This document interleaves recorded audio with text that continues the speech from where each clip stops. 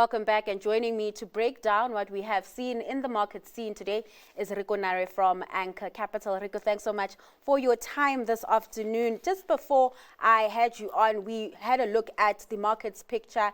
Markets in Europe in the red. Here at home, our markets are proving to be really resilient. I was reading a Business Day article earlier today that stated that the resources stocks are up 30%, while the industrial stocks are up 13%. Some analysts even went as far as saying that the all share could break through the 100,000 point mark in the next 12 months. What have you made of what we've been seeing on the JSE? I know that gold price rally has really been working in our benefit, boosting those gold counters. Yeah, certainly, darling. Hello to your viewers. It's great to be on the show. So I'd say, that strong performance and upbeat outlook from the JSE. I think that article cited about, 21 trillion rands in market cap, the market cap that the JSE has reached. And of course, the expectations that momentum will continue to build. And as you said, a big part of that has been driven by both the commodity players and resources, and specifically zooming in on gold and platinum, as you alluded to right at the beginning. So I think it was a Bank of America survey. If we do hit that 101,000 point mark in the next 12 months on the JSE, that's about 8% from the current level of about 90,000. And I'd say, the catalyst to that would probably be, one, the fact that, broadly speaking, SA equities are seen as undervalued. Yeah. Because we sit within a sort of a broader EM, we've been sort of priced as an EM. So, look, if we think of all of the corporate activity that's been going on, essentially what you're seeing is in kind of the offshore market looking at our assets pretty favorably. So let's think about, Canal Plus today announcing that they're going to be taking over multi-choice with some conditions. Let's think about Renergen's potential acquisition by ASP Isotope. It basically says that, there's an ongoing interest in SA assets, and there's sort of these assets are being seen as strongly undervalued, and that's constructive, if you will. It's not just the JSE and our stocks charging ahead. We've also seen some resilience on the currency front, with the rand against the dollar trading under 18 today. I think it's at 17.19 to the dollar. What's fueling this momentum, Reko? I mean, we do have those risk events coming up, the budget later today, those talks between Trump and Ramaphosa at around 5:30 SA time as well.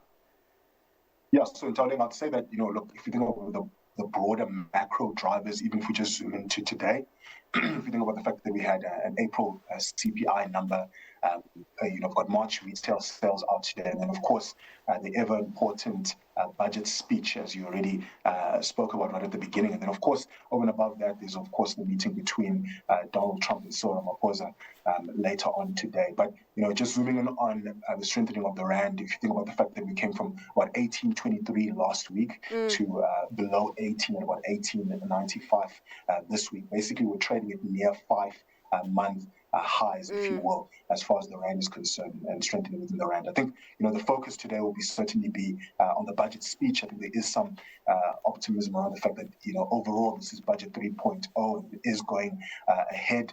The risks that you said are very fair, in the sense that what investors will be looking at how specifically the budget does address, that 75 billion rand shortfall. Potentially, how do they go about addressing that without the increase of that? And then, as I said before, a key driver in today's trading session will certainly be that Ramaphosa-Trump meeting that's happening in Washington later today. All right, the geopolitics and the macros aside, we also had some company news out today. Southern Sun out with results, earnings up over 30%, but it did experience low trading or tough trading conditions in the KZN as well as Mozambique. KZN, there was issues around subdued event activity, and in Mozambique, of course, we had the unrest taking place throughout the last quarter of 2024. Just your analysis on those numbers. Yeah, fairly constructive, look, not as well bid by the market as we would like it to be, just given the fact that we are holders of Southern Sun. If you think about the fact that it's about negative 2% year to date, up about 1% today. So not as well bid as we would have wanted it to be, but also, strong operational performance. If you think about the fact that, revenue, as you said, up 9%, operating profit up 12%. You've got margins slightly improving by about, to 23%.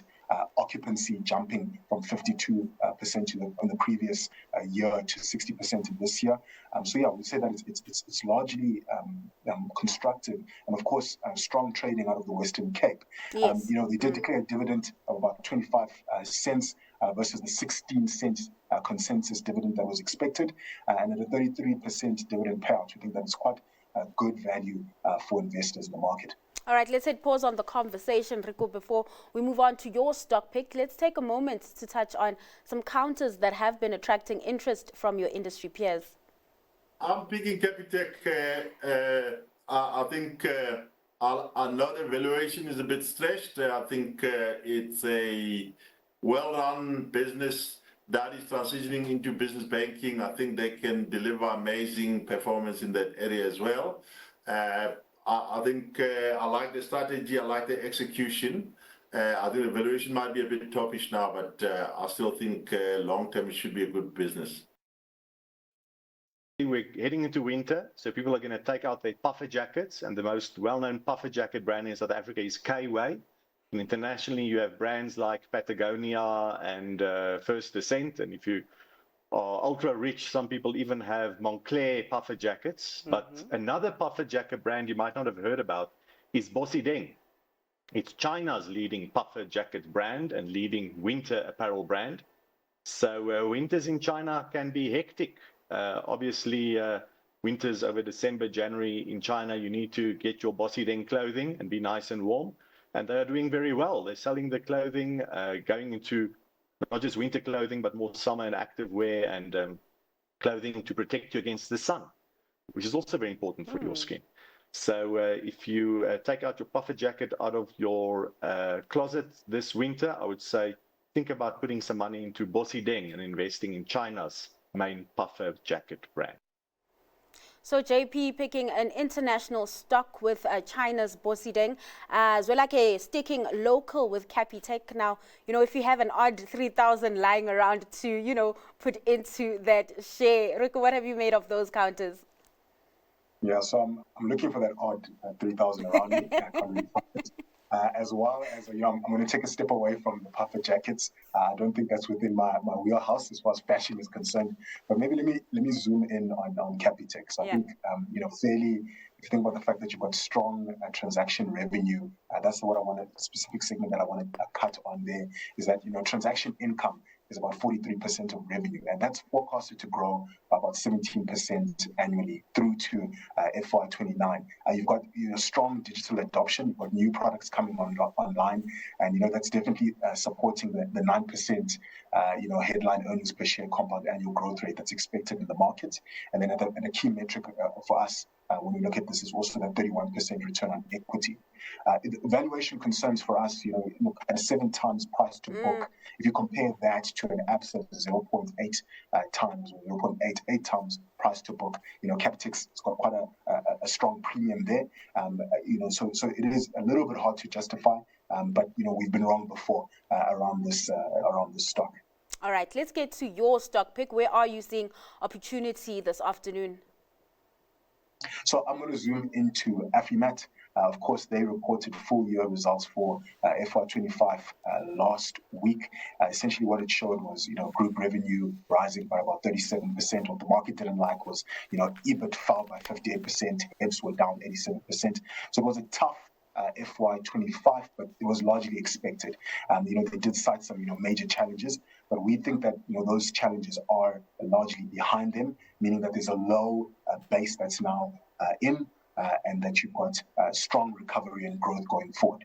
One thing I want to mention here is that you've got a management that has a very strong track record of really bringing assets online, and we think that they'll be able to do that within Lafarge. So if that does come in, we think that it's going to be quite accretive to shareholders. And now below 50 Rand, we think it's great value for shareholders looking for some value within the JSE at the moment. That's AFT of the JSE. All right, so Afrimat 1, that is on your radar. Reko, thanks so much for your time and sharing your insights on trade this afternoon. That was Reko Nare from Anchor Capital.